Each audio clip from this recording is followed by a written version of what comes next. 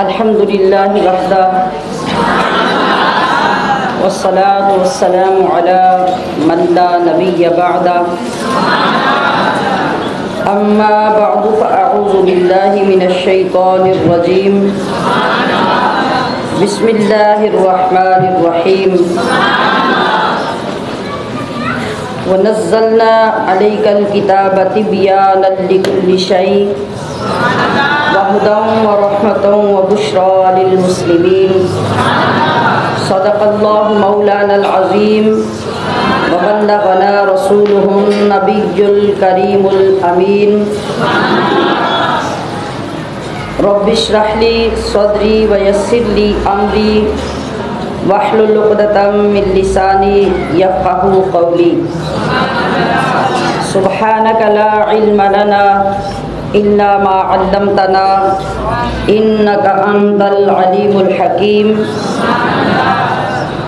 अल्लाहुम्मा इन्ना नस्अलुका इल्मन नाफ़िआ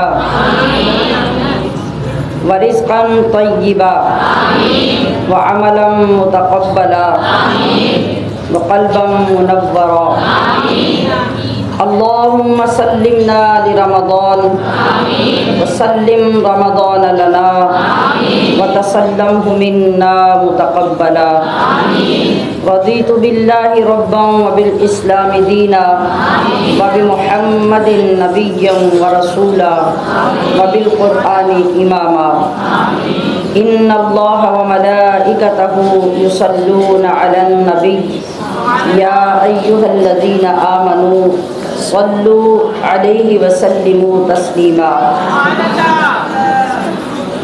कल हमने कुरान करीम और नबी करीम सल्लल्लाहु ताला अलैहि वसल्लम का एक साथ ज़िक्र पाक किया कि कुरान करीम असल में क्या है। नबी अलैहिस्सलातु वस्सलाम की विलादत से अब तक आपकी शान जैसे जैसे बढ़ रही है वो सब कुरान में तभी अल्लाह ने जिक्र फरमा दिया। और आपकी ज़िंदगी की आपकी शान की सारी कहानी अल्लाह ने कुरान में सुना दी और एक एक हरफ एक एक लफ्ज़ एक एक आयत को मोजिज़ा बनाकर हमारे लिए भेजा। उसी सिलसिले को आज भी हम उसी ज़िक्र को आगे बढ़ा रहे हैं कि कुरान अगर कमर है, कमर क्या है? चाँद। कुरान को अगर चाँद कहें तो आका अलैहिस्सलातु वस्सलाम क्या है, यानी उस चाँद की चमक किसके साथ है? कुरान अगर कमर है, तनवीर है रसूल। अगर रसूल ना होते तो चाँद चमक ना हो रहा हो। हर चीज़ को नूर जो मिला है वो मुस्तफ़ा के नूर से, मुस्तफ़ा को जो नूर मिला वो रब के नूर से। तो कुरान अगर कमर है, तनवीर है रसूल। कुरान अगर लौह है तो तहरीर है रसूल। कुरान अगर है लफ्ज़ तो ताबीर है रसूल। कुरान अगर है कौल तो तफसीर है रसूल। और कुरान मोजज़ा है तो मोजज़ा नुमा रसूल। मोजज़ा नुमा का मतलब है मोजज़ा बनाने वाला। तो कुरान को मोजज़ा किसने बनाया? मुस्तफ़ा करीम ने। कुरान मोजज़ा है तो मोजज़ा नुमा रसूल। कुरान रहरो है तो है रहनुमा असूल। कुरान अगर है इल्म तो पैकर रसूल है, यानी उस इल्म को अगर किसी सूरत में किसी ने देखना है तो वो कौन है? वो मेरे और आपके महबूब की ज़ात-ए अक़दस है। कुरान अगर है इल्म तो पैकर रसूल है। कुरान है गर सफ़ीना तो लंगर रसूल है। सफ़ीना क्या है? कश्ती। तो उस कश्ती को संभालने वाला, बांधने वाला, मजबूत रखने वाला कौन है? वो मुस्तफ़ा करीम है। सुभान अल्लाह। कुरान अगर है इल्म तो पैकर रसूल है। गर सफीना तो लंगर रसूल है, कुरान है गर तरीक तो रहबर रसूल है, कुरान फैसला है तो दावर रसूल है, और कुरान अगर है नूर तो परतवे रसूल है, कुरान गर चराग तो फिर लौ रसूल है। सुभान अल्लाह। कुरान अगर कमर है तो तनवीर है रसूल, कुरान अगर है लौह तो तहरीर है रसूल। अल्लाह रब्बुल इज़्ज़त ने अपनी लारैब किताब के अंदर जिस तरह से हम वक्तन फ़वक्तन मुख्तलिफ आयात को पढ़ते हैं जिनमें कुरान अज़ीम के मुख्तलिफ पहलुओं से उसकी शान और तारुफ रब्बे करीम ने फरमाया है। आज की आयत का तर्जुमा क्या है कि अल्लाह फरमा रहा है कि हमने इस कुरान को इस तरह नाजिल फरमाया कि हर चीज़ को हमने इसमें खोल खोल कर बयान कर दिया। रोशन बयान के साथ इस पाक कलाम को उतारा और ये रहमत और हदायत बना के भेजा। किसके लिए? मुसलमानों के लिए। मुसलमानों के लिए का मतलब क्या है कि मुसलमान के नसीब में इससे हदायत लेना और रहमत हासिल करना होता है। इसीलिए ज़रूरत है इस बात की कि हम हर रोज़ अपने सबक को इस जज्बे से न सिर्फ याद ही करते रहें बल्कि इस पर अमल अपनी ज़िंदगी में शामिल करके हर रोज़ हम अमल करते नज़र आएँ। किस चीज़ पे?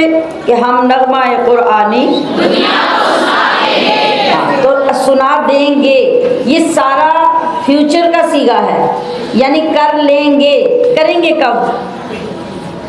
यहाँ कहना है कि हम कर लेंगे, उठ के फिर करना है।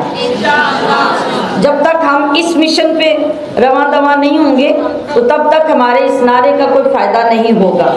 तो इस फ़ायदे के लिए अपने आप को तैयार करते हुए फिर बोलिए अपने दिल से वादा करते हुए कि हम नग़्मा-ए कुरानी हर कल्ब में चाहत की और क्या हुस्न कुरानी है हम सबको बता देंगे। हर फर्द को हम इसका खुद कितने कितने दीवाने बन चुके हैं जी, माशाअल्लाह। अल्लाह पाक हमारे इरादों में सदाकत पैदा फरमाए, हम सच्चे और मुखलिस लोग बन जाएं जिनको देखकर लोग दीन की तरफ आ जाए। अपने आप को ऐसा बनाने का रब से वादा कर लें।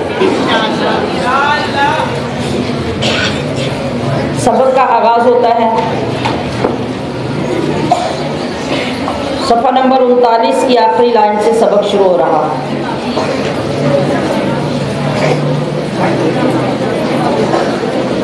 अऊज़ु बिल्लाहि मिनश शैतानिर रजीम, बिस्मिल्लाहिर रहमानिर रहीम, व बिल हक़्क़ि अंज़लनाहु व बिल हक़्क़ि नज़ल व मा अरसलनाका इल्ला मुबश्शिरन व नज़ीरा व क़ुरआनन फ़रक़नाहु लितक़रअहु अलन्नासि अला मुक्सिन व नज़्ज़लनाहु तंज़ीला। क़ुल आमिनू बिही औ ला तु'मिनू इन्नल्लज़ीना ऊतुल इल्म मिन क़ब्लिही इज़ा युत्ला अलैहिम यख़िर्रून लिल-अज़क़ानि सुज्जदा व यक़ूलून सुब्हान रब्बिना इन कान वअदु रब्बिना लमफ़ऊला व यख़िर्रून लिल-अज़क़ानि यबकून व यज़ीदुहुम खुशूआ। क़ुल उदउल्लाह अव उदउर रहमान अय्यम्मा तदउ फलहुल अस्माउल हुस्ना वला तजहर बिसलातिका वला तुखाफित बिहा वब्तगि बैन ज़ालिका सबीला वक़ुल अल्हम्दुलिल्लाहिल्लज़ी लम यत्तखिज़ वलदन वलम यकुल लहू शरीकुन फिल मुल्कि वलम यकुल लहू वलिय्युम मिनज़ ज़ुल्लि वकब्बिरहु तकबीरा। बिस्मिल्लाहिर्रहमानिर्रहीम अल्हम्दुलिल्लाहिल्लज़ी अंज़ल अला अब्दिहिल किताब व लम यजअल लहू इवजा क़य्यिमन लियुनज़िर बअसन शदीदन मिन लदुन्हु व युबश्शिरल मुमिनीनल्लज़ीना यअमलूनस्सालिहाति अन्न लहुम अजरन हसना माकिसीन फ़ीहि अबदा व युनज़िरुल्लज़ीना क़ालू इत्तख़ज़ल्लाहु वलदन मा लहुम बिही मिन इल्मिन वला लिआबाइहिम कबुरत कलिमतन तख़रुजु मिन अफ़वाहिहिम इन यक़ूलून इल्ला कज़िबा फ़लअल्लक बाक़िउन नफ़्सक अला आसारिहिम इल्लम युमिनू बिहाज़ल हदीसी असफ़ा इन्ना जअलना मा अलल अर्दि ज़ीनतन लहा लिनब्लुवहुम अय्युहुम अहसनु अमला व इन्ना लजाइलून मा अलैहा सईदन जुरुज़ा अम हसिबत अन्न अस्हाबल कहफ़ि वर्रक़ीम कानू मिन आयातिना अजबा इज़ अवल फ़ित्यतु इलल कहफ़ि फ़क़ालू रब्बना आतिना मिन लदुनका रहमा वहय्यि लना मिन अम्रिना रशदा फ़ज़रबना अला आज़ानिहिम फ़िल कहफ़ि सिनीना अददा सुम्मा बअस्नाहुम लिनअलम अय्युल हिज़्बैनि अहसा लिमा लबिसू अमदा नहनु नक़ुस्सु अलैका नबअहुम बिलहक़्क़ि इन्नहुम फ़ित्यतुन आमनू बिरब्बिहिम वज़िदनाहुम हुदा वरबतना अला क़ुलूबिहिम इज़ क़ामू फ़क़ालू रब्बुना रब्बुस समावाति वल अर्दि लन नदअू मिन दूनिही इलाहन लक़द क़ुलना इज़न शतता हाउलाइ क़ौमुन इत्तख़ज़ू मिन दूनिही आलिहा लौला यअतूना अलैहिम बिसुल्तानिन बय्यिन फमन अज़लमु मिम्मन इफ्तरा अलल्लाहि कज़िबा व इज़ अअतज़लतुमूहुम व मा यअबुदून इल्लल्लाह फ़अ्वू इलल कहफ़ि यंशुर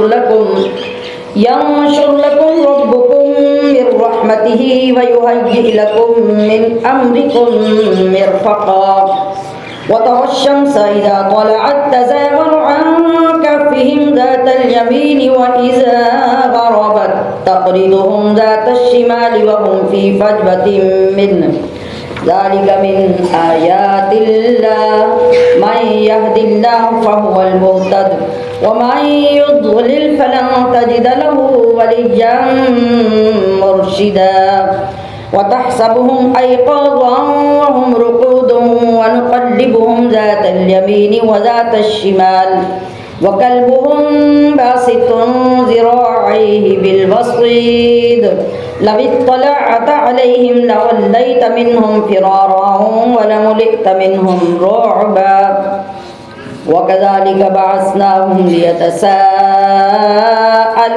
बैनहुम क़ाल क़ाइलुम मिन्हुम कम लबिस्तुम क़ालू लबिस्ना यौमन औ बअद यौम क़ालू रब्बुकुम अअलमु बिमा लबिस्तुम फ़बअसू अहदकुम बिवरक़िकुम हाज़िही इलल मदीनति फ़ल्यंज़ुर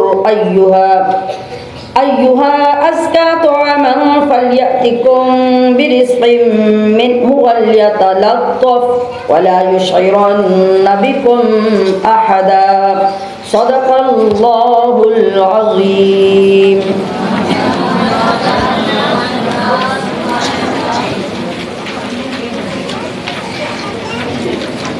जी तर्जुमा पढ़िए। वबिल हक़्क़ि और हक़ के साथ अंज़लनाहु हमने इस कुरान को उतारा। वबिल हक़्क़ि और हक़ ही के साथ नज़ल ये उतरा। वमा अरसलनाका और नहीं भेजा हमने आपको इल्ला मुबश्शिरा मगर मुजदा, मुजदा कहते हैं खुशखबरी को, खुशखबरी सुनाने वाला। व नज़ीरा और डर सुनाने वाला। व कुरआनन, और कुरआन को फरक़नाहु, जुदा जुदा करके हमने नाजिल किया। लितक़रअहु, ताकि आप इसे पढ़ें, अलन्नास, लोगों के सामने, अला मुक्सिन, ठहर ठहर कर, वनज़्ज़लनाहु तंज़ीला, तंज़ीला का मतलब थोड़ा थोड़ा करके, बतदरीज। कुल, आप फरमा दीजिए, आमिनू बिही, तुम ईमान लाओ इस पर, औला या ना, तुमिनु या ना ईमान लाओ। इन्नल्लज़ीना, बेशक वो लोग, ऊतुल इल्म, जिन्हें दिया गया है इल्म, मिन क़ब्लिही, इससे क़ब्ल, इज़ा युतला, जब इसे पढ़ा जाता है, अलैहिम, उनके सामने, यखिर्रून, यखिर्रून तो वो गिर पड़ते हैं, लिल अज़क़ानी, ठोड़ियों के बल, सुज्जदा, सजदा करते हुए, व यक़ूलून, और कहते हैं, सुबहाना,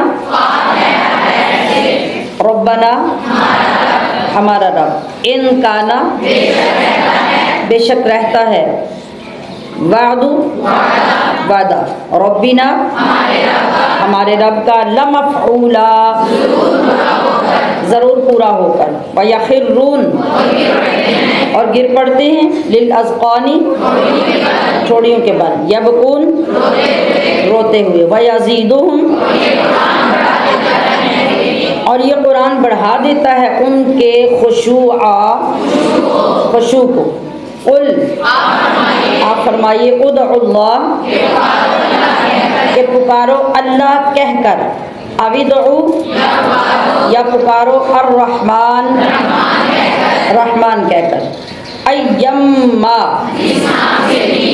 इस लफ्ज़ को ध्यान से देखना है, इसे बहुत सारे लोगों को मैंने अय्यामन पढ़ते सुना है और इसका माना बिल्कुल बदल जाता है। इसकी तरफ तवज्जो ना करने से, ये या के ऊपर भी शद है और मीम के ऊपर भी, तो दोनों को शद के साथ पढ़ना होता है।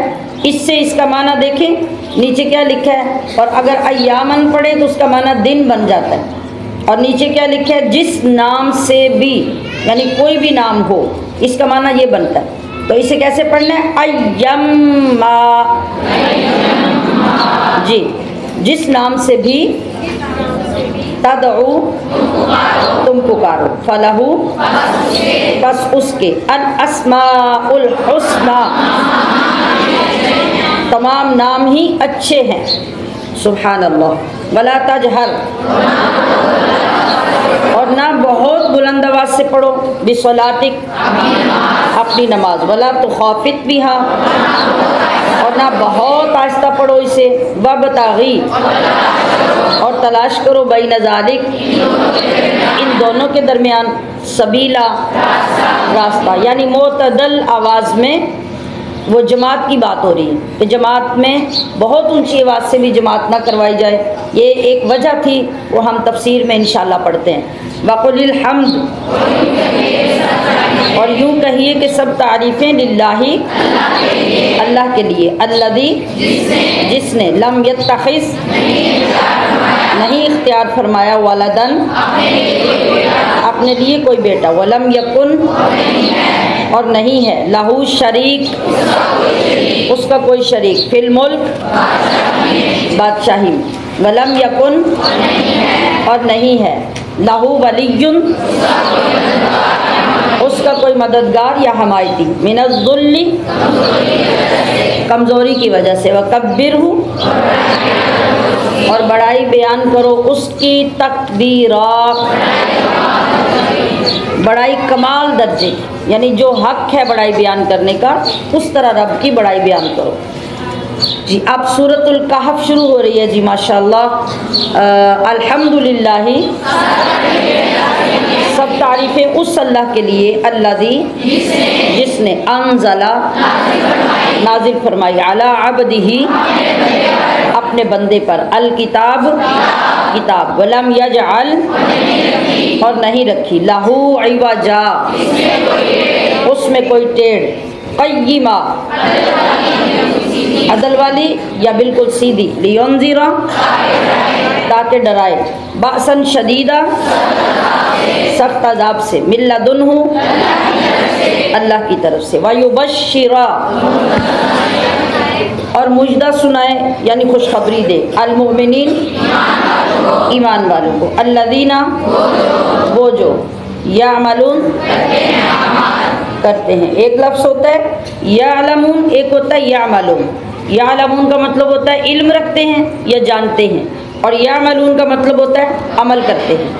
अस्सालिहात नेक, अन्न लहुम कि उनके लिए अजरन अजर है, हसना अच्छा, माकिसीन रहेंगे वो फीही अबदा जिसमें हमेशा, वयुनज़िरुल्लज़ीना और ताकि डराए उनको, कालू जो कहते हैं, इत्तख़ज़ल्लाह कि बना लिया है अल्लाह ने, वलदा किसी को बेटा, मालहुम नहीं है उन्हें, बिही अल्लाह के बारे में, मिन इल्म कोई इल्म, वला लिआबाइहिम और ना ही उनके बाप दादा को कोई इल्म है। काबुरत कितना बड़ा है, कलिमतन वो बोल या वो कलिमा, तखरुजु जो निकलता है, मिन अफवाहिहिम उनके मुँह से, इन यक़ूलून वो नहीं कहते, इल्ला काज़िबा मगर सरासर झूठ, फलअल्लका तो क्या आप बाखिउन हिलाकत में डालने वाले हो जाएंगे, नफ्सक अपनी जान को, अला आसारिहिम उनके पीछे, इल्लम अगर ना, युमिनु वो ईमान लाए, भी हाज़ल हदीसी इस बात पर, असफा अफसोस करते हुए, इन्ना जअलना बेशक हमने बनाया, मा अलल अर्द उन चीज़ों को जो ज़मीन पर हैं, जीना जीनत लहा ज़मीन के लिए, लिनबलुवहुम ताकि हम उन्हें आज़माएं, अय्युहुम कि किसके हैं उनमें, अहसनु अमला अमल अच्छे, व इन्ना और बेशक हम ही, लजाइलून बनाने वाले हैं, मा अलैहा उन चीज़ों को जो ज़मीन पर हैं, सईदा मैदान, जोरोज़ा चटियल यानी साफ खाली सीधा मैदान जिसमें कोई चीज़ ना हो। अम हसिबता क्या आपने ख्याल किया, अन्न अस्हाबल कहफी के गार वाले, वर्रक़ीमी और रक़ीम वाले या कतबे वाले, दोनों में से कोई माना भी हो सकता है। ये उस जगह का नाम है जहाँ पे गार है। कानू थे, मिन आयातिना हमारी निशानियों में से, अजबा एक ताज्जुब खेज यानी बड़ी अजीब बात, इज़ अवा जब पनाह ली, अल-फित्यातु उन नौजवानों ने, इलल कहफी एक गार में, फ़क़ालू फिर उन्होंने अर्ज़ की, रब्बना आतिना मिन लदुनका रहमा वहय्यि लना और मुहैया फरमा हमारे लिए, मिन अमरिना हमारे काम में, रशदा हिदायत के असबाब, फदरबना तो हमने डाल दिया पर्दा, अला आज़ानिहिम उनके कानों पर, फिल कहफी गार में, सिनीन कई साल तक, आददा गिनती के यानी हिसाब रखा हमने, सुम्मा बअसनाहुम फिर हमने जगा दिया उन्हें, लिनअलम ताकि हम देखें या मालूम करें, अय्युल हिज़्बाइन कौन उन दो ग्रहों में से अहसा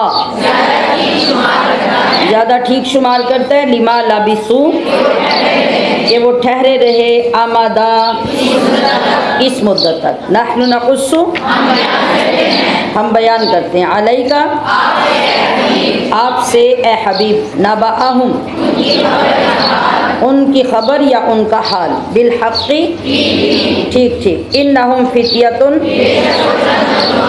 बेशक वो चंद नौजवान थे, आमनू जो ईमान लाए, बिरब्बिहिम अपने रब पर, वज़िदनाहुम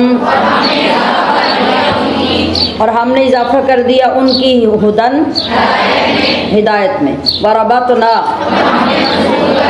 और हमने मजबूत कर दिया, अला क़ुलूबिहिम उनके दिलों को, इज़ क़ामू जब वो खड़े हो गए, फ़क़ालू तो बरमला बोले, रब्बुना हमारा रब वो है, रब्बुस समावात जो रब है आसमानों वल अर्द और ज़मीन का, लन नदउवा हम हरगिज़ ना पुकारेंगे, मिन दूनिही उसके सिवा, इलाहन किसी माबूद को, लक़द क़ुलना ऐसा हो तो ज़रूर कही हमने, इज़न शतता जब तो हद से गुज़री हुई बात, हा उलाई ये जो कौमुना हमारी कौम है, इत्तखज़ू बना रखे हैं इन्होंने, मिन दूनिही अल्लाह के सिवा, आलिहा कई माबूद, लौला यातूना क्यों नहीं लाते, अलैहिम उन पर, बिसुल्तान कोई सनद, बैयिन रोशन, फमन वो कौन है, अज़लम बड़ा जालिम, मिम्मन इफ्तरा उससे जो बांधे, अल्लाह अल्लाह पर, कज़िबा झूठ, व इज़ अतज़लतुमूहुम और जब तुम अलग हो जाओ इन काफिरों से, वमा याबुदून और जिनकी ये पूजा करते हैं, इल्लल्लाह अल्लाह के सिवा, फ़अवू तो अब पनाह लो, इलल कहफ गार में, यंशुर लकुम हिला देगा तुम्हारे लिए, रब्बुकुम तुम्हारा रब, मिर रहमतिही अपनी रहमत, वयुहय्यि लकुम और मुहैया कर देगा तुम्हारे लिए, मिन अमरिकुम तुम्हारे काम में, मिरफ़क़ा आसानियाँ, वतर शम्स और ए हबीब आप देखेंगे सूरज को, इज़ा तलअत जब निकलता है, तज़ावरु तो हट कर गुजरता है, अन कहफ़िहिम उनके गार से, ज़ातल यमीन दाएं जानिब, व इज़ा गरबत और जब गुरूब होता है, तक़रिदुहुम तो उनसे कतरा कर गुजरता है, ज़ात शिमाल बाएं जानिब, वहुम हालांकि वो सो रहे हैं, फ़ी फजवतिन खुले हिस्से में, मिनहु गार के, ज़ालिक ये सब, मिन आयाती निशानियों में से हैं, अल्लाही अल्लाह की, मन यहदी जिसको हिदायत दे, अल्लाहु अल्लाह, फाहुवल मुहतद तो वही हिदायत याफ्ता है, वमन युज़लिल और जिसको वो गुमराह कर दे, फलन तो हरगिज़ ना, ताजिद लहू पाएंगे आप उसके लिए कोई, वलियन मददगार, मुर्शिदा राह दिखाने वाला, व तहसबुहुम और ख्याल करोगे तुम उन्हें, अयक़ाज़न जागता हुआ, वहुम रुक़ूद हालांकि वो सो रहे हैं, व नुक़ल्लिबुहुम और हम उनकी करवट बदलते रहते हैं, ज़ातल यमीन दाएं, व ज़ात शिमाल और बाएं, व कल्बुहुम और उनका कुत्ता, बासितुन फैलाए बैठा है, ज़िराअैहि अपने दोनों बाजू, बिल वसीद गार की चौखट पर, लवित तलअता अगर तू झांक कर देख ले ऐ सुनने वाले अलैहिम उन्हें लवल्लैता तो ज़रूर पीठ फेर लेगा मिनहुम उनसे फिरारा भागते हुए वला मुलिता और यकीनन तू भर जाए मिनहुम उनके मंजर से रोबा रोब में वकज़ालिक और इसी तरह बअसनाहुम जगा दिया हमने उन्हें लिया तसाअलू कि वो एक दूसरे से सवाल करें बैनहुम आपस में क़ाला कहा क़ाइलुम मिनहुम उनमें से एक कहने वाले ने कम लबिस्तुम तुम कितना अर्सा ठहरे हो कालू कुछ बोले लबिसना हम ठहरे यहाँ यौमन औबादा यौम दिन का कालू दूसरे बोले रब्बुकुम तुम्हारा रब ही आलामु खूब जानता है बिमा लबिस्तुम जितना तुम ठहरे हो फबअसु तो भेजो अहदकुम अपने में एक को बिवराक़िकुम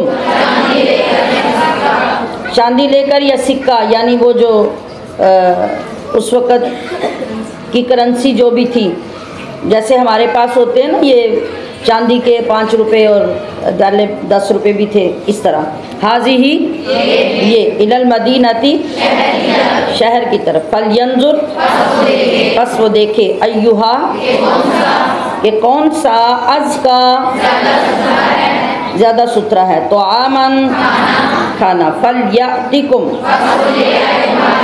बस वो ले आए तुम्हारे पास बिरिज़्क़ि मिन्हु खाना वहाँ से वल यतलत्तफ़ और उससे चाहिए कि लुत्फ़ व नरमी बरते वला युशइरन्ना और ना खबर होने दे बिकुम तुम्हारी अहदा किसी को।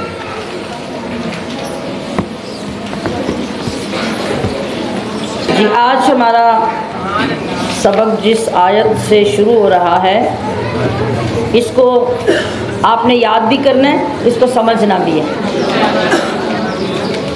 आयत का पहला हिस्सा है वबिल हक़्क़ि अंज़लनाहु वबिल हक़्क़ि नज़ल। अल्लाह पाक फरमा रहा है कि हमने इस कुरान को हक़ के साथ उतारा है और ये हक़ ही के साथ उतरा है। वमा अरसलनाका इल्ला मुबश्शिरन व नज़ीरा और ऐ महबूब हमने नहीं भेजा आपको मगर खुशखबरी देने वाला और डर सुनाने वाला। ये जो इतना पहला जुमला है वबिल हक़्क़ि अंज़लनाहु वबिल हक़्क़ि नाज़ल बोलें। अभी थोड़े लोगों को आया फिर बोलते हैं वबिल हक़्क़ि इतना ही बोलें जिनको मुश्किल हो रही है वो भी बोल सकें वबिल हक़्क़ि अंज़लनाहु। अब इसी को मिला के बोलें वबिल हक़्क़ि अंज़लनाहु। फिर बोलिए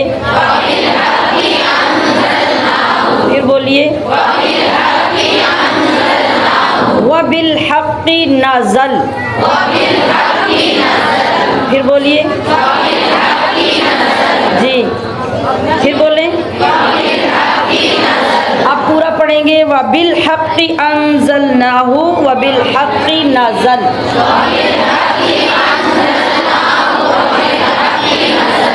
माशाअल्लाह।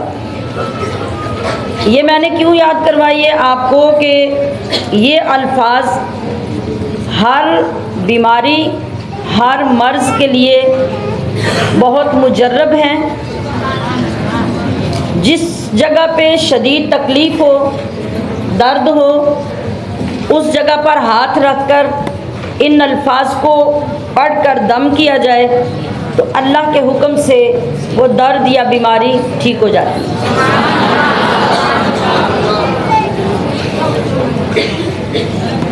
अब ज़रा इसकी तासीर सुनिए कि ये बताया किसने और किस तरह ये वजीफ़ा हमारे तक पहुंचा। एक बहुत मशहूर बुज़ुर्ग गुज़रे हैं, हज़रत मोहम्मद बिन सम्माक रहमतुल्लाह अलैह। ये बीमार हो गए। उनके जो मुतवस्सिलीन और जो मुरीद थे वो उनके इलाज के लिए उनका पेशाब का सैंपल लेकर इलाके में एक ईसाई तबीब था उसके पास गए। बीमार थे, उन्हें तो लेके नहीं जा सकते थे। तबीब ने कहा कि मुझे इस तरह से लाके चेक करवाएं ताकि मैं उनका इलाज करूं। ये अल्लाह के बहुत बड़े वली थे। जब मुरीद जा रहे थे ईसाई हकीम के पास तो रास्ते में एक शख्स मिला, बड़ा खूबसूरत, बड़ा शानदार लिबास और उसके जिस्म से बड़ी आला किस्म की खुशबू आ रही थी। तो वो नौजवान फरमाने लगा कि तुम लोग कहाँ जा रहे हो? इन्होंने बताया कि हज़रत इब्ने सम्माक बहुत बीमार हैं और उनके पेशाब का सैंपल लेकर हम फ़लाँ फ़लाँ हकीम के पास जा रहे हैं। अब उस नौजवान ने कहा कि सुभान अल्लाह, अल्लाह के वली के लिए तुम अल्लाह के दुश्मन से मदद चाहते हो। इसमें हमारे लिए कितना बड़ा सबक है। हम दम करवाने के लिए जी फलां ने काला इल्म कर दिया तो वो ईसाई काले इल्म का तोड़ करता है, दौड़ रहे हैं, मर्द भी जा रहे हैं, औरतें भी जा रही हैं, अपने दीन की कोई परवाह ही नहीं। वो फरमाते हैं कि जो तुम्हारा मुर्शिद है वो तो अल्लाह का दोस्त है, तो तुम अल्लाह के दोस्त का इलाज करवाने के लिए अल्लाह के दुश्मन के पास जा रहे हो जो अल्लाह के आखिरी महबूब को मानता ही नहीं है। ये पेशाब फेंक दो और वापस चले जाओ और जाके अपने मुर्शिद से कहो कि जिस जगह पे उन्हें दर्द है वहाँ हाथ रख कर पढ़े व बिल हक़्क़ि अंज़लनाहु व बिल हक़्क़ि नज़ल। इतना बताया और वो नौजवान गायब हो गया। क्या पता चला कि अल्लाह रब्बुल इज़्ज़त ने अपने दोस्त के इलाज की रहनुमाई के लिए अपना फरिश्ता भेजा। अब बात यह है कि वो फरिश्ता सीधा मोहम्मद बिन सम्माक के पास क्यों नहीं आ गया? दोस्त तो वो थे ना, ये तो मुरीद थे उनके, सीधा उनके पास क्यों नहीं चला गया?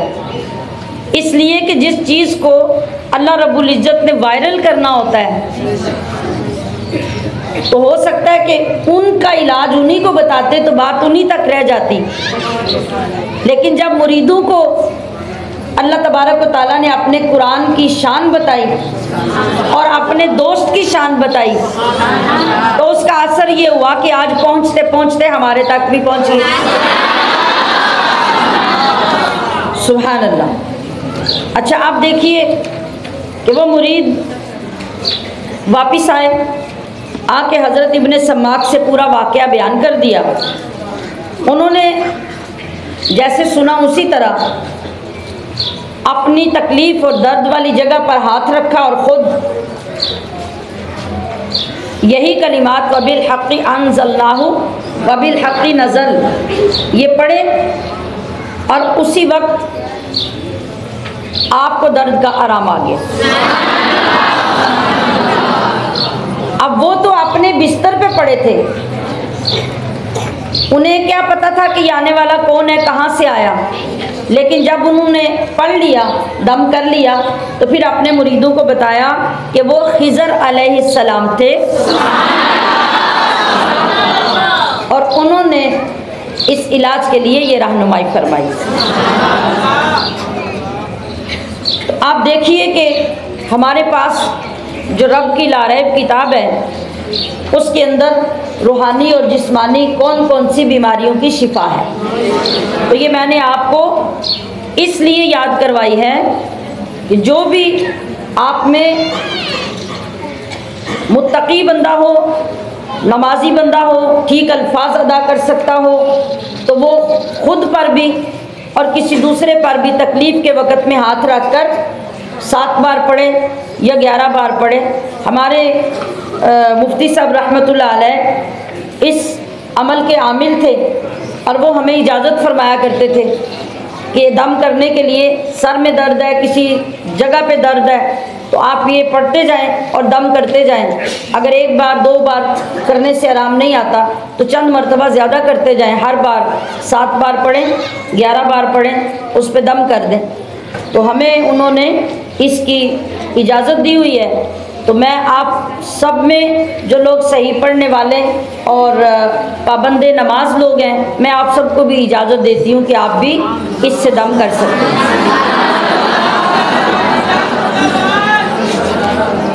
अब अगली आयत में अल्लाह फरमा रहा है कि ए हबीब, आप इन लोगों से फरमाइए कि तुम ईमान लाओ या ना लाओ। जी, नुकसान किसका है? यानी अल्लाह का और उसके रसूल का कोई नुकसान नहीं। तुम ईमान लाओ या ना लाओ, अगर लाओगे तो अपने लिए आखिरत की नेमत हासिल कर लोगे, और अगर नहीं लाओगे तो अज़ाब जहन्नम के हकदार बन जाओगे। ये तुम्हारी मर्ज़ी है, अब तुम जो चाहो करो। मगर अल्लाह फरमा रहा है कि मगर जो नेक फितरत लोग हैं वो इस कुरान के नाजिल होने से पहले भी आसमानी किताबों का इल्म रखते थे और वो नबी अलैहिस्सलातु वस्सलाम की आमद के इंतज़ार में थे कि अल्लाह के नबी कब आएंगे और हम कब उनकी ज़ियारत करेंगे और कब उन पर ईमान लाएंगे। और जैसे ही आप सल्लल्लाहु अलैहि वसल्लम की जलवागरी हुई तो वो लोग फ़ौरन आपकी बारगाह अक़दस में हाजिर होकर मुशर्रफ व इस्लाम हो गए। जैसे फरमाया कि वो लोग तो ऐसे हैं कि जब इनके सामने कुरान की आयतें पढ़ी जाती हैं तो यखिर्रून लिल अज़क़ानि सुज्जदा, ये लोग अपनी ठोड़ियों के बल सजदे में गिर जाते हैं। जैसे यहाँ चंद सहाबा का जिक्र हुआ कि ऐसा किन लोगों ने किया। हज़रत ज़ैद बिन अमर बिन नुफैल ने, हज़रत सलमान फ़ारसी ने, हज़रत अबू ज़र और ऐसे और भी कई सहाबा इकराम थे। जब इन हज़रात के सामने कुरान की तिलावत होती है तो वो रब के हजूर ठोड़ियों के बल सजदे में गिर जाते हैं और गिर के क्या कहते हैं कि सुबहान रब्बिना, हमारा रब पाक है, बेशक हमारे रब का वादा पूरा होने वाला था। यानी अल्लाह ने वादा किया था कि मैं अपने आखिरी रसूल को भेजूंगा, तो उसने अपना वादा पूरा कर दिया। उसका वादा था कि मैं आखिरी किताब को भेजूंगा, उसने अपना वादा पूरा कर दिया। और वयखिर्रून लिल अज़क़ानि यबकूना वयज़ीदुहुम खुशूआ, और वो रोते रोते ठोड़ियों के बल गिर जाते हैं और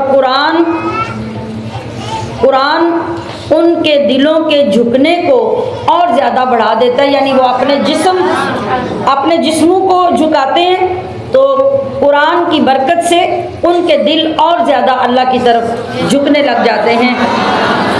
यानी पिछली आयत में जिन सआदतमंदों का तज़किरा किया, अब अल्लाह तबारक व तआला ने उनके अमल को बताया कि इनका अमल, कौल, अकीदा ये था कि जब कुरान सुनते तो आजिज़ी से, इनकिसारी से, नरम दिली से कुरान इस तरह उनके दिलों पे असर करता कि वो रोना शुरू हो जाते। और उनका इंसान जब रोता है उसके दिल में रिक्कत पैदा होती है तो उसके दिल के अंदर खुशू व खुजू और ज़्यादा बढ़ता है। उसके दिल की गंदगी आंसू के पानी से धुलती जाती है और उसका दिल और नरम होता जाता है।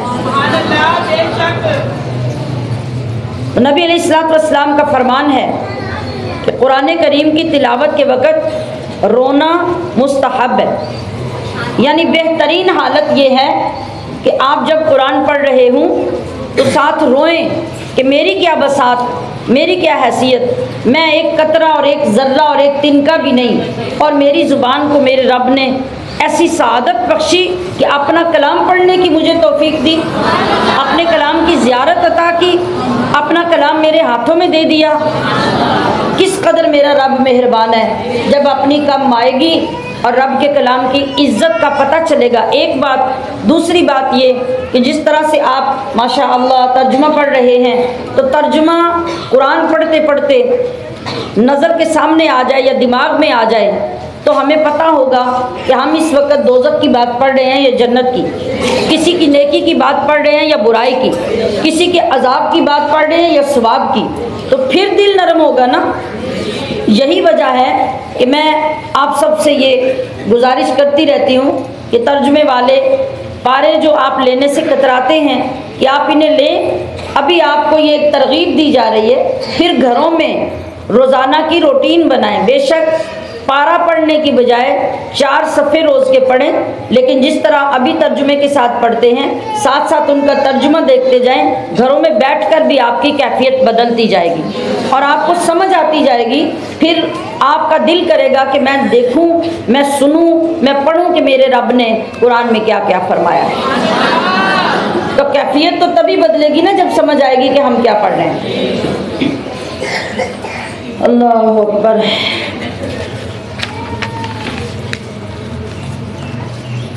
तो जो रोना होता है इंसान का, अगर ये रोना दुनिया के लिए है तो बेकार है।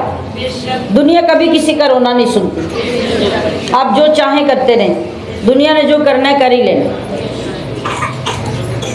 लेकिन जब इंसान अल्लाह के खौफ में रोता है तो इस रोने की बहुत फजीलत है।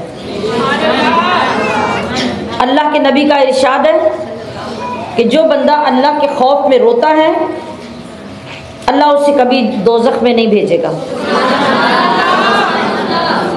उसके लिए जन्नत लाजिम होगी।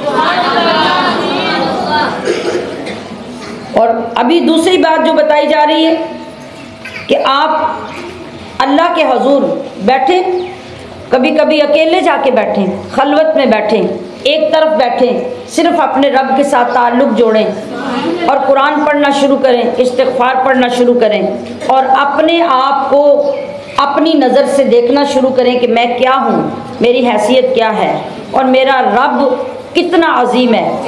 और उस रब की बारगाह में मैं बैठकर अपने रब को पुकार रही हूँ। और इस तरह पुकारें जैसे राज की बातें कोई किसी से करता है, इस तरह राज की बातें अपने रब के साथ जब करना सीखेंगे तो यकीन करें कि लोगों के साथ बातें करना आप भूल जाएंगे। आपको ये कैफियत हासिल होगी कि फिर आप वक्त ढूंढेंगे कि मुझे थोड़ा सा वक्त मिले तो मैं अकेले बैठ के अपने रब से बातें कर लूँ, अपने रब के सामने रो लूँ, रब को अपने दुखड़े सुना लूँ। तो रब किस शान से सुनता है आपको तभी समझ आएगी कि जब आप उठेंगे आपका दिल फूलों की तरह हल्का हो चुका होगा। और ये तलब जो होती है ना, कल हमने तहज्जुद की बात की थी, तो जब ये तलब बंदे के अंदर पैदा होती है ना, वो लम्हे ढूंढता है। जब किसी को किसी से मोहब्बत होती है तो वो ढूंढता है ना कि या घर वाले कहीं चले जाएं या ये सो जाएं तो मैं मोबाइल लेके अपना काम कर लूं, है कि नहीं? तन्हाई ढूंढता है ना बंदा। तो रब के साथ जाहिर बात है तन्हाई हम तभी ढूंढेंगे, तभी हमारा दिल करेगा कि रात को उठ के मैं बैठ जाऊं, मैं हूं और मेरा रब हो, कोई दूसरा ना हो। तो फिर देखिए फिर तहज्जुद की आदत भी पड़ जाएगी। तो अल्लाह फरमा रहा है कि हबीब आप इन लोगों से फरमाइए कि तुम रब कह के पुकारो या रहमान कह के पुकारो। अय्यम्मा, ये जो कुछ भी तुम कहो, जिस नाम से भी तुम पुकारो, फलाहुल अस्माउल हुस्ना। अस्माए हुस्ना का लफ्ज़ हम उर्दू में भी बोलते हैं ना। कुरान पाक जब आप खोलते हैं तो शुरू में जो नाम होते हैं 99 नाम, वो अस्माए हुस्ना है, यानी अल्लाह के बेहतरीन नाम, अल्लाह के सिफाती नाम। इसकी इस आयत की वजह और इसका शान नज़ुल ये है, हज़रत अब्दुल्ला बिन अब्बास ने फरमाया कि एक रात नबी अलैहिस्सलातु वस्सलाम ने लंबा सजदा किया और अपने सजदे में आप लगातार या रहमान या रहमान या रहमान, यही फरमाते रहे। अबू जहल ने आपकी आवाज़ सुनी तो कहने लगा कि मोहम्मद तो हमें कई माबूदों यानी ज़्यादा बुतों की पूजने से मना करते हैं सल्लल्लाहु अलैहि वसल्लम, और ख़ुद कभी अल्लाह को पुकारते हैं, कभी रहमान को पुकारते हैं। यानी इसका ये मतलब हुआ कि अल्लाह, ये नबी अलैहिस्सलाम के भी दो माबूद हैं, दो खुदा हैं। जब उसने ये बात कही तो इसके जवाब में अल्लाह पाक ने ये आयत करीमा नाजिल फरमाई कि अय्यम्मा तदऊ, जिस नाम से भी तुम अल्लाह को पुकारो ये सारे उसी के खूबसूरत नाम। सुभान अल्लाह। और आगे फरमा दिया वला तजहर बिस्सलातिका वला तुखाफित बिहा। इस आयत का शान नुज़ूल ये है, इसे भी हज़रत अब्दुल्ला बिन अब्बास ने रिवायत किया कि उस वक़्त यह आयत करीमा नाजिल हुई जब नबी अलैहिस्सलाम मक्का में जलवागर थे। आप जब सहाबा किराम को नमाज़ पढ़ाया करते तो आप बुलंद आवाज़ से कुरान करीम की क़िराअत करते। जब काफिर सुन लेते तो कुरान करीम और अल्लाह ताला की ज़ात और जिब्रील की शान में गुस्ताखी के कलिमात कहते। अल्लाह के लिए भी गुस्ताखाना बोलते, जिब्रील के लिए भी, कुरान के लिए भी। तो अल्लाह तबारक व तआला ने उस वक़्त फिर अपने हबीब से ये फरमाया कि वला तजहर बिस्सलातिक, ए हबीब आप बहुत ज़ोर ज़ोर से कुरान ना पढ़ा करें, यानी इतनी ऊंची ना करें कि काफिर सुनकर बेहुदा बकवासात करें। वला तुखाफित बिहा, और ना इतना आहिस्ता पढ़ें कि आपके पीछे खड़े लोग वो सुन भी ना सकें, बल्कि वबतागी बैना ज़ालिका सबीला, बहुत ऊंची और बहुत नीची आवाज़ के दरमियानी सी आवाज़ रखें जिससे आपके पीछे खड़ी जमात को बस आपकी आवाज़ जाए, ताकि काफिरों को गुस्ताखी करने का मौका ना मिले। और आप ये फरमाइए, ये कहिए कि तमाम तारीफ़ें उस ज़ात के लिए हैं जिसकी ना कोई औलाद है, ना उसका कोई शरीक है बादशाहत में, और ना ही कमज़ोरी की वजह से उसका कोई हमायती या मददगार है। लिहाजा उसकी बड़ाई बोलने के लिए तकबीर कहो या उसकी बड़ाई बोलो उस तरह जिस तरह बड़ाई बयान करने का हक़ है। तो अल्लाह तबारक व तआला की हम्द करने के यहाँ हदीस पाक में 3 फ़ज़ाइल बयान किए जा रहे हैं। एक ये कि नबी अलैहिस्सलातु वस्सलाम ने इरशाद फरमाया, क़यामत के दिन सबसे पहले जन्नत में वही लोग बुलाए जाएंगे जो हर वक्त अल्लाह की हम्द करते रहते हैं। अब ये अल्लाह की हम्द हर वक्त कैसे हो सकती है, इसकी वजाहत दूसरी हदीस में हुई। आप सल्लल्लाहु ताला अलैहि वसल्लम ने इरशाद फरमाया, बेहतरीन ज़िक्र ला इलाहा इल्लल्लाह है और बेहतरीन दुआ अल्हम्दुलिल्लाह है।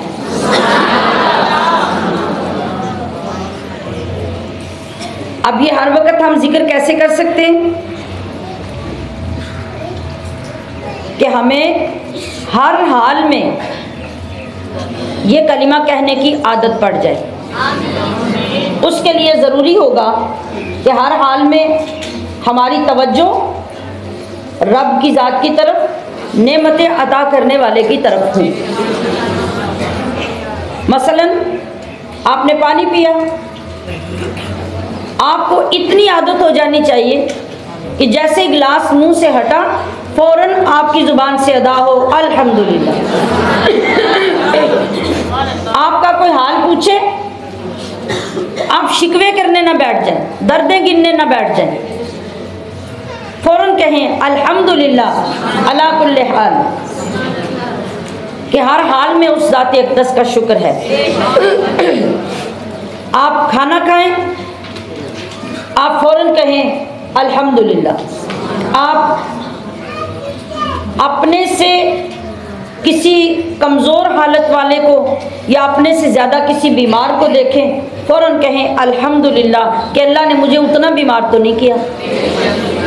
और फिर जब किसी को अपनी अच्छी हालत में, अपने से अच्छी हालत में देखें तो फिर भी कहें अल्हम्दुलिल्लाह कि या अल्लाह तूने मुझे इतने में रखा, तू चाहता तो मुझे इससे भी ज़्यादा बीमार कर सकता है।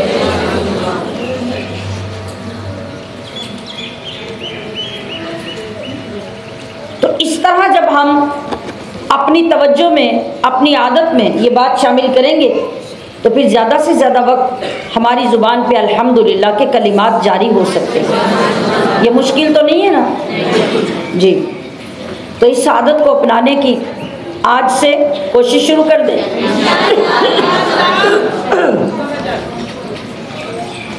फिर एक और हदीस पाक में नबी अलैहिस्सलातु वस्सलाम ने फरमाया कि 4 कलिमे अल्लाह को बहुत प्यारे हैं।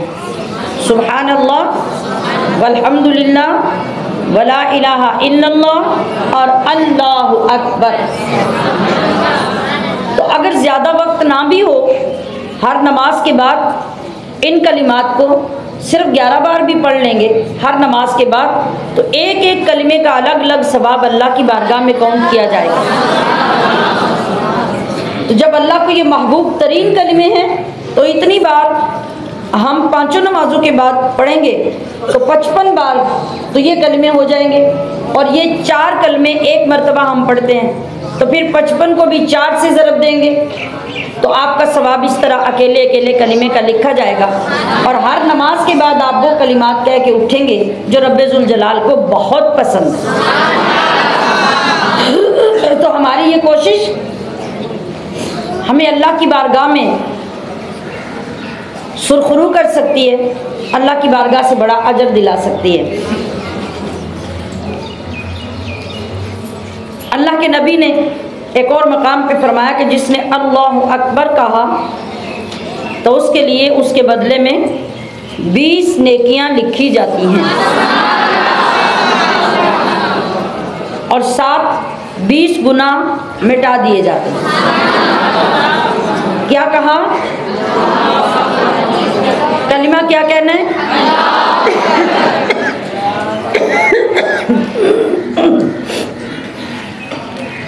और एक और मकाम पे आपने इरशाद फरमाया कि जब इंसान अल्लाहु अकबर कहता है तो ज़मीन और आसमान के दरमियान जितनी फ़ज़ा है वो सारी उसके नूर और सवाब से भर जाती है। अल्लाहु अकबर।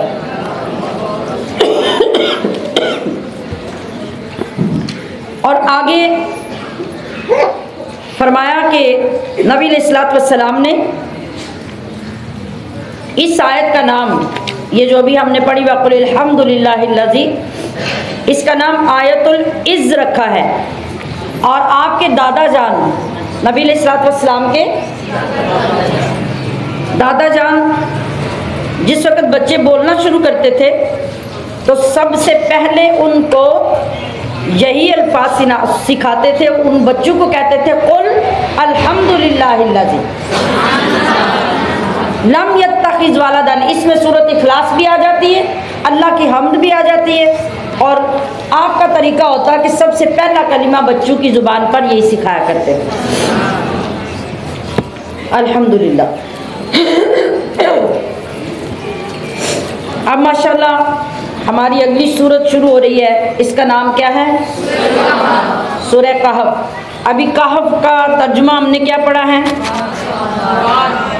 आप छोटा मोटा टेस्ट भी देते जाए ना, क्या पढ़े? सारे बोलें गार। कहफ का मतलब है गार। अब मुझे बताइए कि आप में से कितने लोगों ने असहाबे कहफ का वाक़या सुन रखा है? थोड़े से ऊंचे हाथ खड़े करें।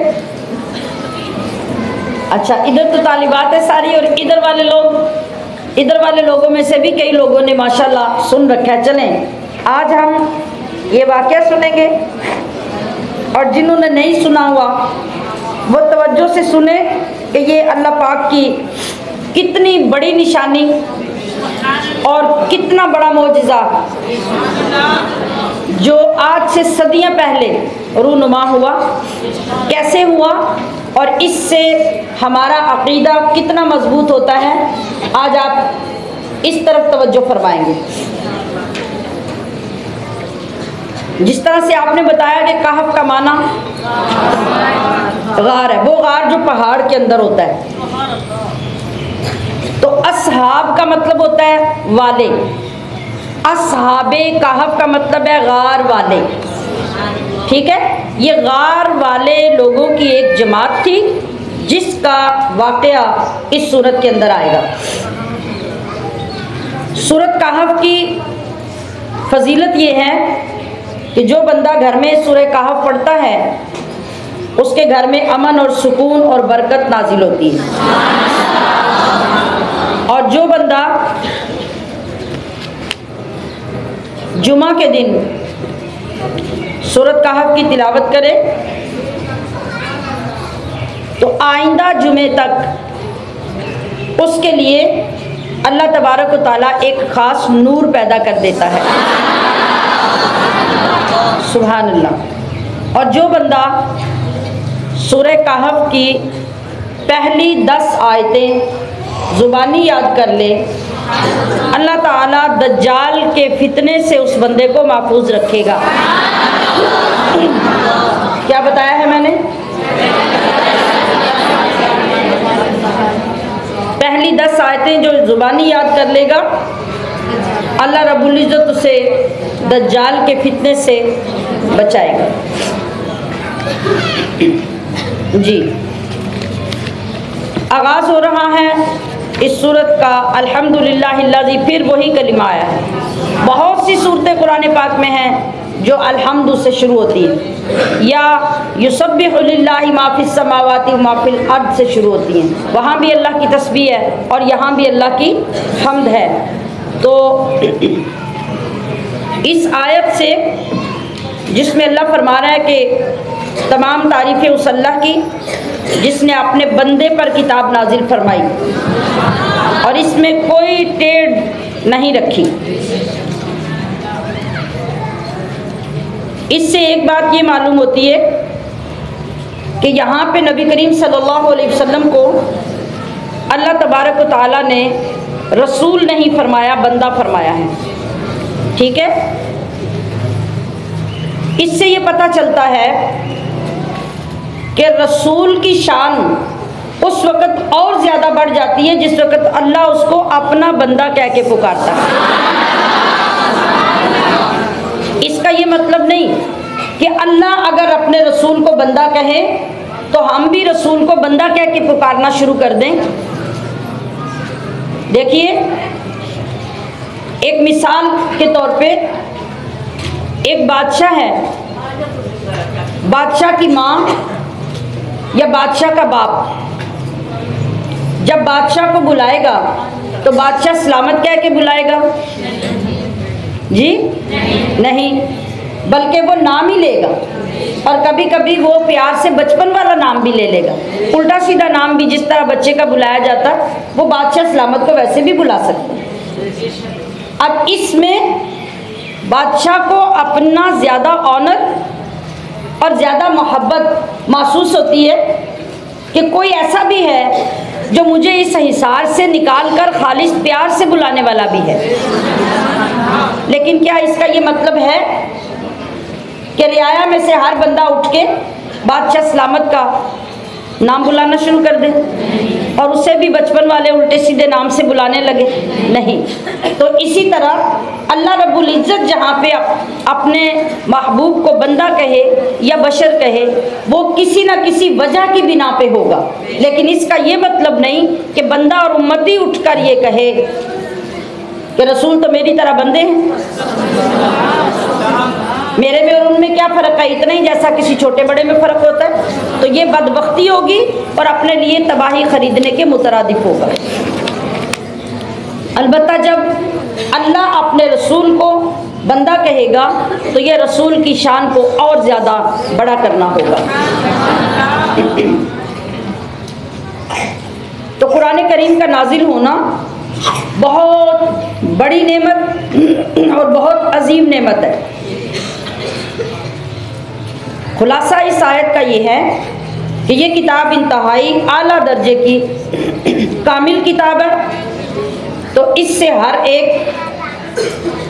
अपनी ताकत, अपने इल्म और अपनी समझ के मुताबिक नफ़ा हासिल करे। कोई बंदा ये दावा नहीं कर सकेगा कि मैंने उस तरह कुरान को पढ़ लिया या उस तरह कुरान को समझ लिया जिस तरह कुरान नाजिल हुआ। अगर ऐसा होता तो सदियां गुजर गई, अब तक तो सारे अहकाम, सारी चीज़ों का दुनिया को पता चल जाना चाहिए, लेकिन ऐसा तो नहीं होता।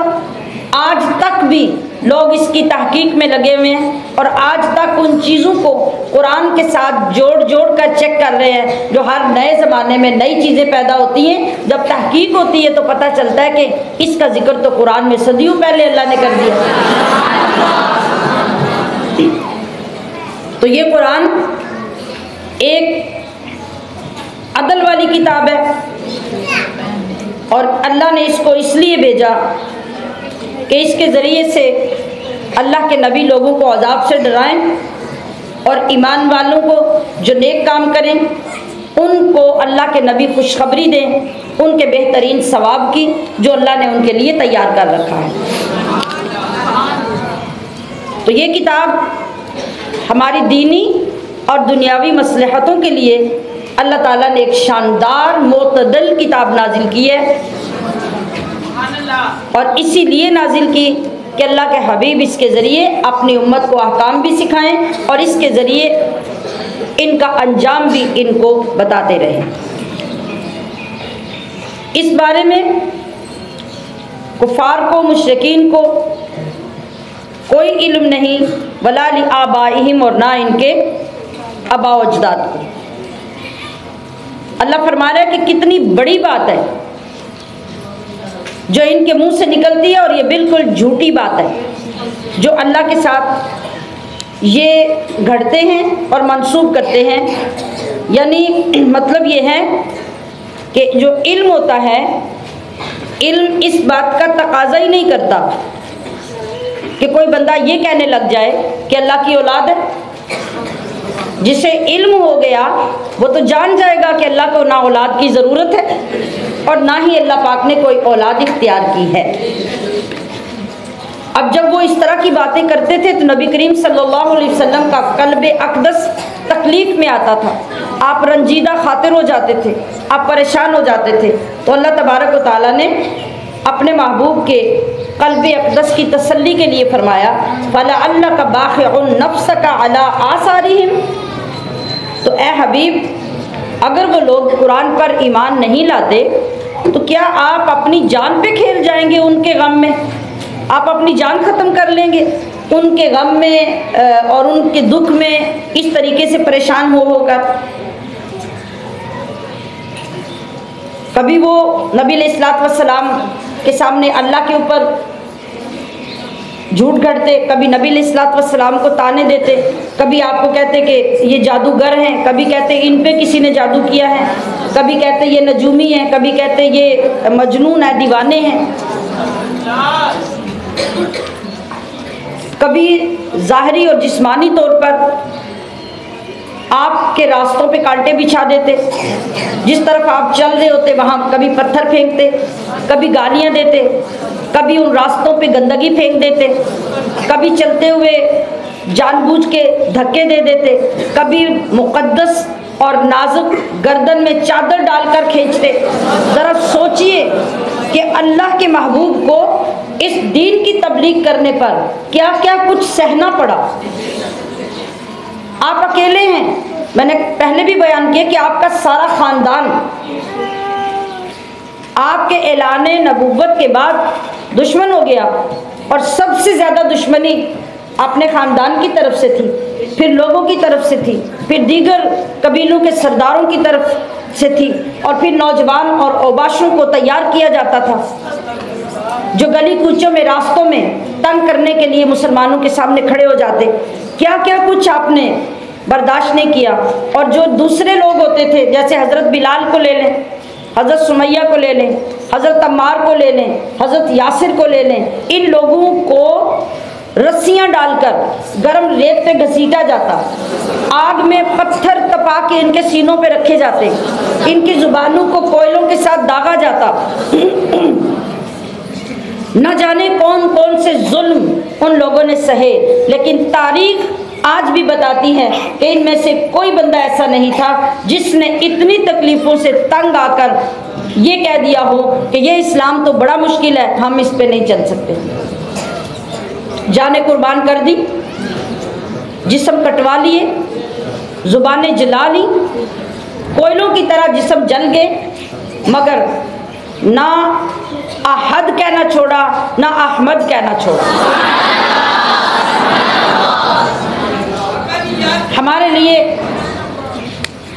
कितनी बड़ी मोटिवेशन है, कितने बड़े सबूत है। आज अगर हम अपने हाल पे गौर करें, हमारी बेरहरवी, इस्लाम से दूरी, यहूदियों और ईसाइयों के तरीक़ों को पसंद करना, उनके रस्म व रिवाज के पीछे चलना, लिबास उन जैसे, मकान उन जैसे, खाना पीना उन जैसा, आज हम सारा कुछ उन्हीं के पीछे चल के अयाशी, फहाशी, बेहयाई जो ज़माने में फैला रहे हैं। क्या हमसे सवाल नहीं होगा, तुमने भी तो उसी नबी का कलीमा पढ़ा है जिस नबी का कलीमा उन लोगों ने पढ़ा जिन्होंने अपनी जानें कुर्बान कर दी, लेकिन कलीमा पढ़कर पलटे नहीं। तो सामयाते मोहतशम, अपने आप को बदलने के लिए ये बेहतरीन दिन है, ये बेहतरीन मजलिसें हैं, ये बेहतरीन घड़ियां हैं जिसमें हर रोज़ कुरान करीम और कुरान के दीवानों की ये खूबसूरत बातें सुनकर हमारे दिलों में नरमी पैदा होती है। तो यही वक्त है कि हम भी उन लोगों के पीछे चलने की दुआएं कर लें, अल्लाह की बारगाह में इल्तिजाएं कर लें कि या अल्लाह, हम अपनी ज़िंदगी को बर्बाद कर रहे हैं, तो जब तक तेरा करम और हमारी कोशिश दोनों इकट्ठी नहीं होंगी, हम सही रास्ते पे नहीं चल सकते। तो तू ही हमारी मदद फरमाएगा, तो हम बुरे रास्तों से हटकर इस रास्ते पे चल सकेंगे। अल्लाह फरमाना है कि बेशक हमने इस ज़मीन को इसका सिंगार दिया, ज़मीन की जीनत दी। ये जीनत कौन सी है ज़मीन की? ज़मीन का सिंगार क्या है? आप देखें कि अल्लाह पाक फरमा रहे हैं, एक दिन आएगा कि हम इस सारी ज़मीन को चटियल मैदान कर देंगे, उजड़ जाएगी। फिर क्या होगा? और अब इस ज़मीन के ऊपर कितना सिंगार किया अल्लाह ने, पहाड़ों से ज़मीन को सजाया।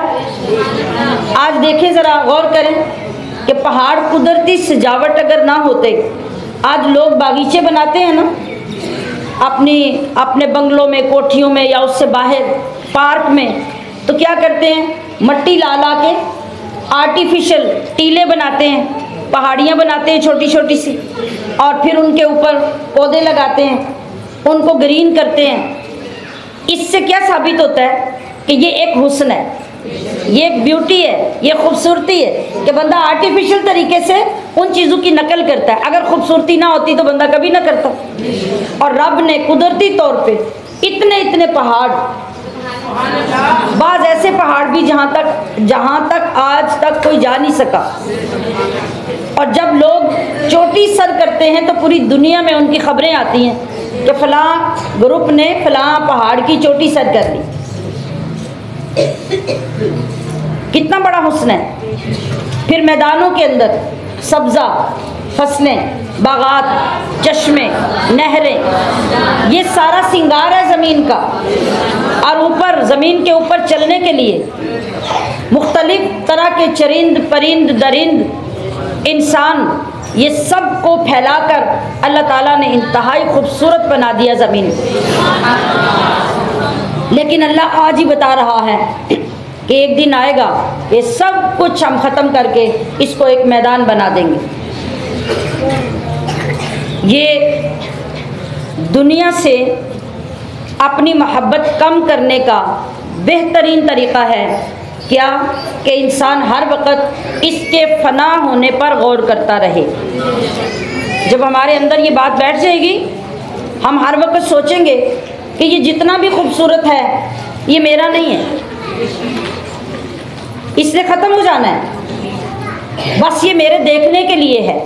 तो मैं ऐसी चीज़ पर अपना आप लुटा के उसकी मोहब्बत में क्यों गुम हो जाऊं, जबकि अल्लाह ने हमेशा के लिए इससे करोड़ों अरबों खरबों दर्जे ज़्यादा हुस्न वाली दुनिया मेरे लिए तैयार करके रख दी है। तो मैं उसकी तरफ फोकस क्यों ना करूं, मैं इसके लिए क्यों मर रहा हूं। जब इंसान इस दुनिया के फना होने पर पक्का यकीन कर लेगा तो इसकी मोहब्बत दुनिया से कम हो जाएगी। देखिए हज़रत इमाम गज़ाली कितनी अच्छी मिसाल से हमें समझा रहे हैं। आप फरमाते हैं कि जो शख्स दुनिया में आता है इसकी मिसाल ऐसे होती है जैसे किसी मेज़बान के घर में उसका मेहमान जाता है, और मेज़बान ऐसा हो कि वो हमेशा मेहमानों के लिए घर भी सजाता हो, शानदार दावत भी करता हो, खूबसूरत बर्तन भी पेश करता हो और आला किस्म की मुख्तलिफ डिशेस भी तैयार करता हो, अगरबत्तियाँ भी लगाता हो, कमरों में खुशबू का स्प्रे भी करवाता हो। क्यों? ताकि उसके जो मेहमान आएँ वो हर तरह से खुश व खुर्रम रहें, उनको राहत पहुंचती रहे। तो फरमाते हैं कि जो अक्लमंद मेहमान होता है ना, वो इन सारी चीज़ों को देखकर लुत्फ़अंदोज़ होता है, और जब जाने लगता है ना तो मेहमान अपने मेज़बान का शुक्रिया अदा करता है। यही करता है ना, वो शुक्रिया अदा करता है और चला जाता है। लेकिन जो बेवकूफ़ मेहमान होता है वो इस बदगुमानी का शिकार हो जाता है कि ये जो कुछ मेज़बान ने एहतमाम किया है, ये सारी चीज़ें उसे देने के लिए सजाई हैं, ये मेरी हैं। जो मेहमान ऐसा करेगा उसे को बंदा अक्लमंद कहेगा? ऊंचा बोलिए, नहीं। फिर हम भी ऐसे ही बेवकूफ़ है सारे। कितनी एग्जैक्ट मिसाल दी है, समझिए इसे। हम इस दुनिया में आए हैं तो अल्लाह ने हमारा अच्छा वक्त गुजारने के लिए इस दुनिया के अंदर आराइश आसाइश की है, ताकि हम जितना अरसा यहाँ रहें खुश रहें, राहत से रहें, हमें बोरियत ना हो, हम अपने काम अच्छे माहौल के अंदर रह के कर सकें। और जब जाने लगे तो उस मेज़बान का शुक्रिया अदा करके दुनिया से निकले कि या अल्लाह तूने हमें इस दुनिया में बड़ी खुशियाँ दी और बड़े आला अंदाज में रखा, लेकिन यहाँ से जब निकले तो कहाँ जाएं? अपने असल घर में वापस। अगर एक इंसान इस अक्लमंद मेहमान की तरह इस दुनिया में रहा और हर वक्त अभी हमने पीछे पड़ा अल्हम्दुलिल्लाह कहकर अल्लाह का शुक्र अदा करता रहा, तो यकीन कीजिए कि वो जो असल नेमतें हैं वो कभी ना ख़त्म होने वाली नेमतें हैं, फिर वो सारी जो अल्लाह ने हमारे लिए बनाई हैं वो हमें ही अता की जाएंगी। वरना जो लोग इस दुनिया के हिर्स, तमा, लालच में गिरफ्तार हो जाएंगे तो मौत के वक़्त पछतावे के सिवा उन्हें कुछ नहीं मिलेगा। अब आगे असहाबे कहफ का वाक़या शुरू होता है। अम हसीबता अन्ना अस्हाबल कहफी वर्रक़ीमी कानू मिन आयातिना अजबा। मैं ज़रूरी चीज़ें आपके सामने रखूँगी ताकि आपको वाक़े की पूरी तरतीब का पता चल जाए। ठीक है? अल्लाह फरमा रहे हैं कि क्या तुम्हें मालूम हुआ वो जो पहाड़ी गार वाले और जंगल के किनारे वाले लोग थे, वो हमारी निशानियों में से एक बड़ी निशानी थे, बड़ी अजीब निशानी। बात किस तरह है? अल्लाह ने इरशाद फरमाया कि जब उन नौजवानों ने अपनी काफिर कौम से अपना ईमान बचाने के लिए एक गार में पनाह ली और अल्लाह की बारगाह में दुआ की, ए हमारे रब, हमें अपने पास से रहमत दे, हिदायत दे, हमारी मदद फरमा और रिज़्क़ और मग़फ़रत और अमन की दौलत अता फरमा। हमारे मामले में हमारे लिए हिदायत को आसान कर दे जो कवी तरीन कौल है असहाबे कहफ के बारे में, ये 7 बंदे थे। इनके नामों में थोड़ा बहुत इख्तिलाफ आता है। मतलब ये कि वो इब्रानी ज़ुबान में नाम थे, हमारी ज़ुबान में या अरबी ज़ुबान में तो थे नहीं। तो वक़्त के साथ साथ उनके तलफ़ुज़ करने में, बोलने में, मुख्तलिफ़ इलाक़ों के लहजे में फ़र्क आने से फ़र्क आ ही जाता है। बाहर कैफ हज़रत अब्दुल्ला बिन अब्बास की जो रिवायत है उसके मुताबिक जो नाम है वो इस तरह लिखे गए हैं: मैक्सलमीना, यमलीखा, मरतूनस, बैनूनस, सारीनूनस और जुनवानिस, कशफीत, तनूनस, और इनके कुत्ते का नाम था क़ितमीर। ये मुख्तलिफ रवायतों में थोड़े थोड़े फ़र्क के साथ भी नाम आए हैं। अब ज़रा ये जहन में रखिए कि हम कुरान पढ़ रहे हैं और कुरान के अंदर कुत्ते का नाम भी ले रहे हैं, तो सोच तो आएगी कि उस कुत्ते का क्या मकाम है जिसे रब ने उठा के कुरान में जिक्र कर दिया। अब ये जो मैंने नाम बोले हैं ना, इनके नामों के अंदर इतनी बड़ी बरकत है और उम्मत मुहम्मदिया सल्लल्लाहु अलैहि वसल्लम के बेशुमार बुज़ुर्गों ने इनके जो ख़वास लिखे हैं उनमें से चंद ये हैं कि अगर ये नाम जो भी मैंने बोले हैं, इन नामों को कागज़ के ऊपर लिखकर मकान के दरवाजे पे लगा दिया जाए तो मकान जलने से बच जाता है। ये कुरान नहीं है, ये हदीस नहीं है, ये बंदों के नाम है। जो लोग कहते हैं ना कि बंदा क्या कर सकता है और बंदे में क्या फ़र्क है, जो नबी को भी अपने जैसा बंदा कहकर बदबख्ती अपने गले में डालते हैं, वो ज़रा ये सोच लें कि ये नबी नहीं थे, ये उम्मती थे और सिर्फ अल्लाह की वहदानियत पर ईमान लाकर अल्लाह की इबादत करने वाले लोग थे और अपने आप को उन्होंने जुल्म के सामने भी सच्चाई के साथ पेश किया। ये मर्तबा उनको मिल गया कि आज उनके नाम लिख के दरवाजे पे लगा दो, आपका घर नहीं जलेगा। अगर आप अपने सामान में और दौलत में रख देंगे तो वो चोरी नहीं होगा। कश्ती या जहाज़ के ऊपर लिख के लगा देंगे, वो दरिया में डूबेगी नहीं। कहीं आग लगी है और इन नामों को कपड़े में लपेट के उसके अंदर डाल दें तो वो आग बुझ जाती है। बच्चा रोता हो, बारी का बुखार चढ़ता हो और उसको झटके लगते हों, इनके नाम लिखकर बच्चे के गले में डाल दिए जाएं, वो तकलीफ़ से सेहतयाब हो जाता है। अब आइए कि असहाबे कहफ का वाक़या इस तरह है। बाज़ ने लिखा कि ये हज़रत ईसा अलैहिस्सलातु वस्सलाम और नबी अलैहिस्सलाम के ज़माने के दरमियान में ये वाक़या पेश आया जब ईसा अलैहिस्सलाम आसमान पे चले गए। बाज़ मुफस्सिरीन ने लिखा है कि ये वाक़या हज़रत ईसा अलैहिस्सलाम से भी पहले का है। बहरहाल ये तो पता चल गया कि ये नबी अलैहिस्सलाम से सदियों पहले का वाक़या है और ये बहुत पहले का है, इसलिए यहूदियों ने इस वाक़े को बड़ी शद्दोमद के साथ याद रखा हुआ था और इसको महफूज भी रखा। तफसीलात इस तरह के असहाबे कहफ की बस्ती का नाम था अफसोस। अफसोस नाम था, आम पढ़ते हुए बाज़ लोग अफसोस ही पढ़ देते हैं। इनकी बस्ती का नाम था और जो मुअज़्ज़ज़ लोग होते हैं शहरों में, ये 7 या 6 लोग जो थे ये उन मुअज़्ज़ज़ीन में से थे। उस ज़माने का जो जालिम बादशाह था उसका नाम था दक़यानूस।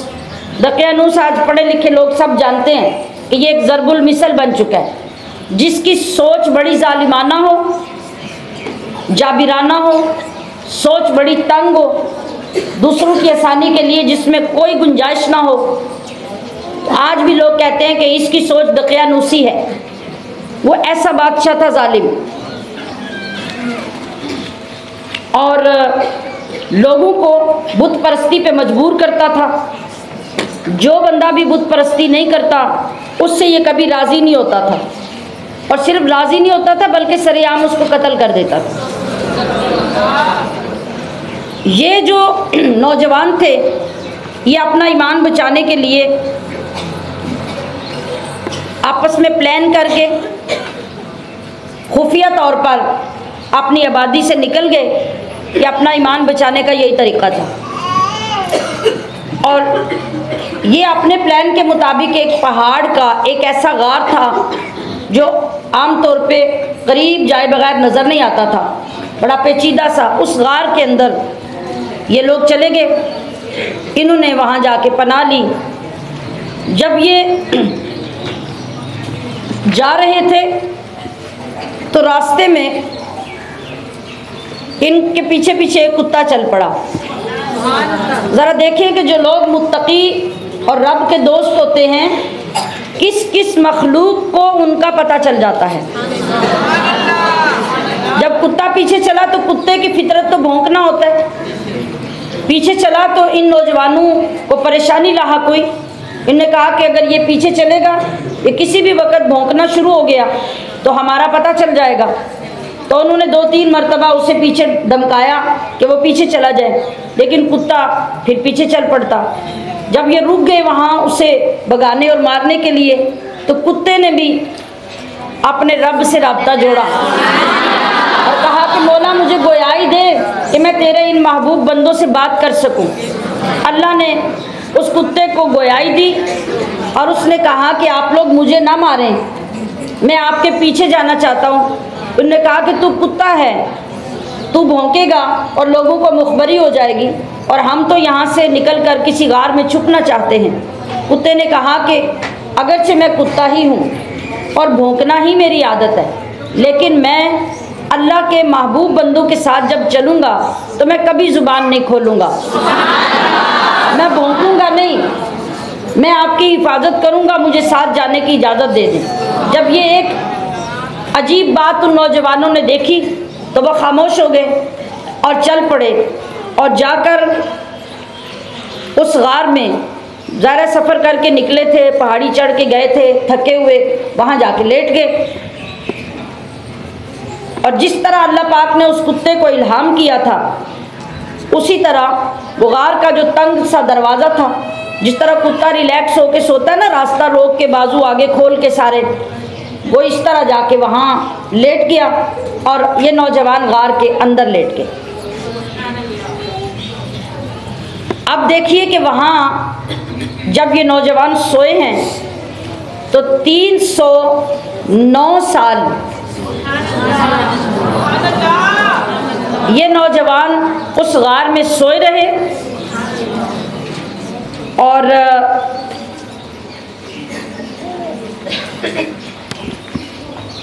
अल्लाह तबारक व तआला अपने वक्त के मुताबिक उन लोगों की करवटें बदलता रहा, कभी दाएं कभी बाएं, जैसे सोने वाला करवटें बदलता। 309 साल उनके कपड़े सलामत, जिस्म सलामत, वो सो रहे हैं। और इतना ही कि जैसे बंदा मट्टी के ऊपर सोता है तो उसके सर को और कपड़ों को मट्टी लग जाती है, इसके सिवा कुछ नहीं हुआ। अल्लाह अकबर। अब जब इस बंदे को जो बादशाह था उसको पता चल गया, वो तलाश करवाता रहा कि वो नौजवान किधर गए, तो उसको जब ये पता चला उसने हुक्म दिया कि गार को एक शदीद किस्म की मजबूत दीवार के साथ आगे से बंद कर दिया जाए ताकि ये अंदर ही मर जाए और वो गार ही इनकी कब्र बन जाए। इनकी यही सज़ा है। अगर चाहता तो उनको भी कत्ल करवा देता, लेकिन जब रब किसी के हाथ रोकता है तो फिर कभी वो हाथ आगे बढ़ नहीं सकते। अब जिस बंदे के सपुर्द इसने काम किया ना, वो एक नेक बंदा था। उसने इन लोगों के नाम, इनकी गिनती एक मजबूत लोहे की तख्ती के ऊपर कंधा करवा के एक संदूक लिया, छोटा सा संदूक लेके उसके अंदर रख के, तो जो दीवार बनाई, दीवार की बुनियाद के अंदर वो संदूक और तख्ती रख दी। क्यों रखी? ताकि कल को जब कोई भी इस दीवार को तोड़ेगा तो इन लोगों की पहचान उसको हो जाएगी और पता चल जाएगा कि ये कौन है। कुछ अरसे के बाद वो जो दकियानूस था वो हिलाक हो गया, सल्तनतें बदलती रहीं। जाहिर बात है 309 साल के बाद तो उठे थे वो, तो बादशाह आते रहे जाते रहे। अब इन बादशाहों के बदलते बदलते एक वक्त आ गया कि एक नेक रहम दिल तौहीद परस्त नेक बादशाह बैदरूस नाम का वहाँ मुकर्रर हुआ। अब उसके दौर में ये हुआ कि लोगों के अंदर फ़िरक़े पैदा होने शुरू हो गए। खुद वो नेक था, लोग क़यामत के मुनकिर हो गए, क़यामत में उठने के मुनकिर हो गए।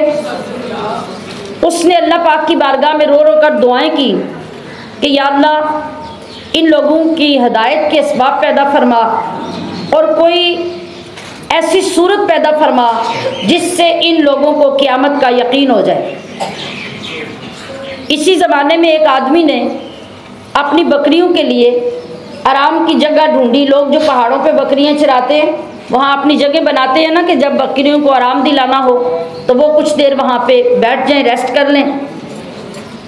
अब उस शख्स ने सोचा कि ये जो दीवार गार पे बनी हुई है ये बड़ी अच्छी जगह है, तो मैं इसको खोलूँ और अपनी बकरियों के लिए यहाँ जगह बना लूँ। कुछ लोगों को साथ लिया, उसने दीवार गिरा दी। जब दीवार गिरी और अंदर उनको मंजर नज़र आया तो ऐसी हैबत तारी हुई कि दीवार गिराने वाले सारे लोग वहाँ से भाग गए। अब रास्ता अल्लाह ने खुलवा दिया। ज़रा ये देखिए अल्लाह की हिकमत कि अल्लाह ने अब जो दिखाना था उसकी तैयारी उस रब्बे करीम ने 300 साल पहले से फरमा दी, जो 300 साल के बाद वाक़या होना था, और उसके सबूत के लिए अल्लाह ने असहाबे कहफ को पेश करना था। उधर बादशाह की दुआ कबूल हुई, इधर गार की दीवार टूटी, और जब लोग भाग गए असहाबे कहफ को अल्लाह ने जगा दिया। और ये ऐसे उठे जैसे नींद पूरी करके बंदा मुतमईन होके खुशबाश उठता है, इस तरह ये लोग उठे तरोताज़ा दम, और उठने के बाद एक दूसरे को सलाम किया जो सुन्नत तरीका था। और फिर उन्हें नमाज की फ़िक्र हुई कि ये नमाज का वक्त है, हमें नमाज अदा करनी है। उससे जब फारिग हुए तो इनमें से जो यमलीखा नाम का दोस्त था उससे इन्होंने कहा कि आप पहाड़ से नीचे उतरे, बाज़ार से कुछ खाने के लिए लाएं, हम सबको भूख लग रही है, और ये भी पता करके आए कि बाज़ार में हमारे बारे में क्या बातचीत हो रही है, दकियानूस ने क्या हुक्म जारी कर रखा है। वो बाज़ार गए। जब वो बाज़ार में पहुंचे नीचे उतर कर तो देखा कि वहाँ तो नए नए लोग हैं, कोई जानने पहचानने वाला बंदा ही नहीं है। और शहर का जो दरवाज़ा था उसके ऊपर उन्होंने इस्लामी अलामात देखी, यानी जिससे लग रहा था कि इस शहर के अंदर इस्लाम है, ये गैर मुस्लिम लोग नहीं हैं। बड़ा ताज्जुब हुआ कि ये क्या मामला है, कल तक तो कोई बंदा इस्लाम जाहिर नहीं कर सकता था और आज हम उठे हैं तो आज यहाँ मुसलमानों की अलामतें और शियार नज़र आ रहे हैं। अब जब वो तंदूर वाले के पास खाना लेने पहुँचे और वो जो सिक्के चंद इनके पास थे, पैसे जो थे, अपनी जेब से सिक्का निकाल के जब दिया तो अब उस सिक्के का तो रिवाज ही नहीं था। 309 साल पुराना सिक्का, अब तो वो चल ही नहीं रहा था। तो बाजार वालों को हैरानगी हुई, उनने समझा कि शायद इनको कोई पुराना ख़जाना मिला है, और पुराने ख़जानों में दबे हुए मिलते हैं ना माल दौलत, जेवरात, सोने चांदियाँ। तो उन्होंने कहा कि इसका रिवाज तो ख़त्म हो गया और अब तो इन सिक्कों को देखने वाला भी कोई दुनिया में बंदा नहीं रहा। वो बंदा नेक था, तंदूर वाला। उसने उनसे पूछा कि भाई आपके ख़जाना कहाँ से मिला है, आपको कहाँ से लाए हैं। उन्हें कहा भाई ये ख़जाना नहीं है, ये हमारा अपना रुपया है। हाकिम ने कहा कि ये बात तो बिल्कुल काबिल यकीन नहीं है, क्योंकि इसके ऊपर जो तारीख लिखी हुई है वो तो 300 साल पुरानी है और आप अभी बिल्कुल नौजवान हैं। हम लोग, तंदूर वाले ने कहा, हम लोग बूढ़े हो चुके मगर हमने ज़िंदगी में आज तक ऐसा सिक्का देखा नहीं है, और आप इतने जवान हैं, आप कहते हैं मेरे पैसे हैं। तो ये कैसे मानने वाली बात है? आपने फरमाया कि मैं जो दरियाफ्त करूं वो मुझे ठीक ठीक बता दो तो तुम्हें सब पता चल जाएगा। पूछा कि बताओ कि दकियानूस बादशाह किस हाल में है। हाकिम, वो जो बंदा था, उसने कहा कि दकियानूस आज दुनिया में इस नाम का तो कोई बादशाह है ही नहीं, वो तो सैकड़ों साल पहले एक बेईमान बादशाह आया था और वो गुजर गया। तो आपने कहा कि हम कल ही तो अभी उसको छोड़ के भागे हैं और मेरे साथ मेरे और साथी भी करीब के पहाड़ में पनाह लिए हुए हैं, चलो मैं तुम्हें उनसे मिलाता हूँ। अब उसने शहर के सरदार और हाकिम को भी साथ लिया और बहुत सारे लोग उनके साथ चल पड़े। अब जो ऊपर असहाबे कहफ थे वो यमलीखा के इंतज़ार में थे कि वो खाना लेकर आए और हम खाना खाएं, सबको भूख लग रही है। जब उन्होंने ढेरों लोगों की ऊपर आने की आवाज़ें सुनी तो उन्होंने समझा कि यमलीखा को बाज़ार वालों ने पकड़ लिया है और अब लोग हमारा पीछा करके आ रहे हैं। मगर जब यमलीखा पहुँचे आगे, उन्होंने साथियों को अपना सारा वाक़या सुना दिया। अब उन सारे साथियों को पता चल गया कि हम कल यहाँ नहीं आए थे, हम तो वाकई इतने 100 साल सोते रहे और इतने तवील अरसे के बाद हमें उठाया गया है। इसलिए उठाया गया है कि मौत के बाद ज़िंदा किए जाने की दलील और निशानी उन लोगों के सामने खुल जाए जो क़यामत का और मुर्दों के ज़िंदा होने का इनकार कर रहे हैं। अब जब वो शहर का हाकिम उन लोगों के साथ जो साथ आया था पहुंचा वहाँ, तो उसने वो जो उस दीवार के नीचे से संदूक छोटा सा निकला था वो देखा, उसको खुलवाया। उसके अंदर से वो तख्ती निकली जिस पे वो नेक दिल आदमी ने नाम लिखवा के, तारीख लिखवा के बंद कर दी थी। अब इस शहर के हाकिम को भी सारे मामले का पता चल गया और ये तख्ती पढ़ के उसे बड़ा ताज्जुब हुआ कि अल्लाह रब्बुल इज़्ज़त ने उसको इतनी आला निशानी जाहिर फरमा दी जिससे मौत के बाद उठने का खुलेआम लोगों को यकीन हासिल हो गया है।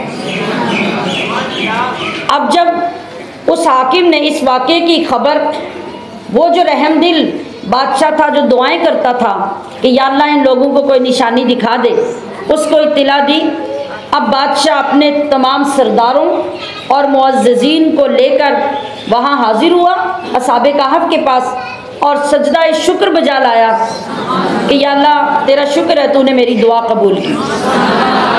वो असहाबे कहफ से मिला, गले मिला, सलाम लिया और फरमाया कि हम तुम सबको अल्लाह के सपुर्द करते हैं। वस्सलामु अलैका व रहमतुल्लाहि व बरकातुहू। असहाबे कहफ ने ये कहा और कहा कि अल्लाह आप सबकी हिफाजत करे। इतना कहा और उसके बाद दोबारा जाके वो अंदर सो गए। अब जब सोए तो अल्लाह तबारक व तआला ने उनको वफ़ात दे दी। जितने अरसे के बाद अल्लाह ने निशानी दिखानी थी उतने अरसा उन्हें सुलाए रखा और जब निशानी दिखा ली फिर अल्लाह ने उनको वफ़ात दे दी।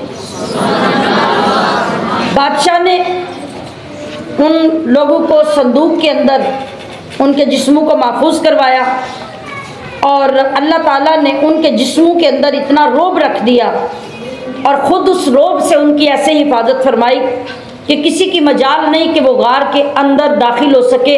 आज भी लोग ज़ियारत के लिए जाते हैं, गार के सामने तक पहुंचते हैं। वहाँ बादशाह ने गार के धाने पर एक शानदार मस्जिद बनवा दी और एक खुशी का दिन ईद की तरह मुअय्यन कर दिया कि उस ख़ास दिन में तमाम बस्तियों के लोग वहाँ आकर अल्लाह का शुक्र अदा करते जिसने इतनी बड़ी निशानी दिखाकर लोगों को ईमान की तरफ राग़िब किया। यह असहाबे कहफ का वाक़या है और ये सच्चा वाक़या कुरान में दर्ज। अब अभी अगली आयतों में अल्लाह तबारक व तआला साथ साथ इनका जिक्र फरमाता है। यहाँ इसके ज़िम्मन में मैंने तरतीब से आपको पूरा वाक़या सुना दिया ताकि इसकी आपको समझ आ रही। अब अल्लाह ने फरमाया कि हमने इनके कानों को गिनती के सालों तक थपका, जिस तरह सोने वाले को थपक के सुला दिया जाता है, फिर हमने उनको उठाया ताकि हम मालूम करें कि दो ग्रोहों में से कौन ज़्यादा सही गिनती शुमार करता है। हम इनका हाल ठीक ठीक आपके सामने बयान करते हैं कि बेशक वो कुछ नौजवान थे जो अपने रब पर ईमान लाए थे और हमने उनकी हिदायत में इजाफ़ा किया और हमने उनके दिलों को क़ुव्वत दी। जब वो बादशाह के सामने खड़े हुए तो बड़ी जुर्रत से कहा कि हमारा रब वो अल्लाह है जो आसमानों और ज़मीन को पैदा करने वाला है, लिहाजा हम तेरे किसी झूठे माबूद की इबादत नहीं करेंगे। अगर हम ऐसा करें तो फिर हम भी हद से बढ़ने वालों में हो जाएंगे।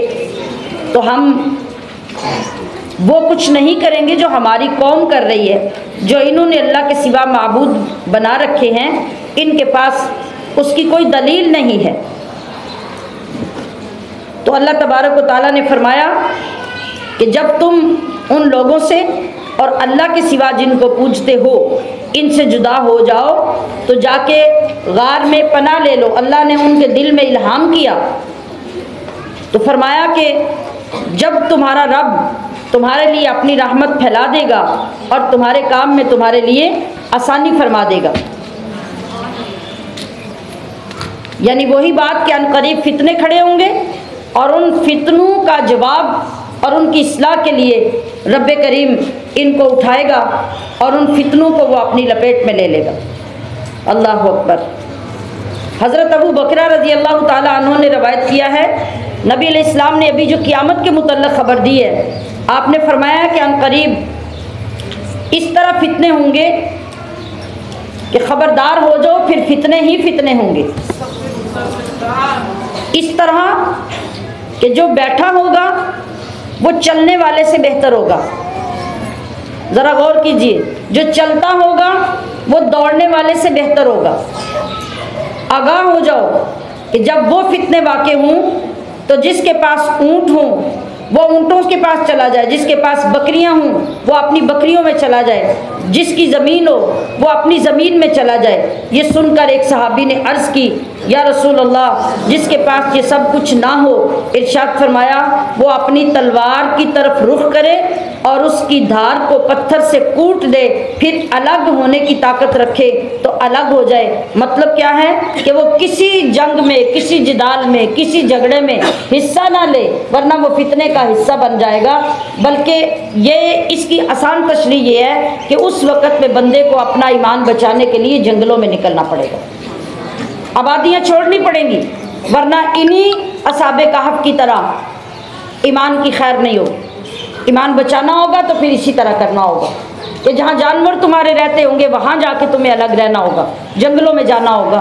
अल्लाह करे कि उन फितनों से पहले ईमान की हालत में अल्लाह अपने पास बुला ले। अल्लाह अकबर। और वहाँ अल्लाह पाक ने जो खूबसूरत मंज़र बनाया उस कहफ का, अल्लाह फरमाता है कि वतरा शम्सा इज़ा तलअत तज़ावरु अन कहफिहिम, हमने जो साहबे कहफ की हिफाजत की ना तो उसका इतना खूबसूरत तरीका बनाया कि जब सूरज आता है तो आपको पता है कि ये चादरें क्यों डाली गई हैं, धूप को रोकने के लिए कि बाद जगहों पे विंडोज़ हों, खिड़कियाँ हों, दरवाजे हों, धूप उनके अंदर भी आती है। तो जो रुख था असल में सूरज का वो ऐसा था कि जब वो गार के सामने आएगा तो उसकी सीधी धूप गार के अंदर असहाबे कहफ के ऊपर पड़ेगी।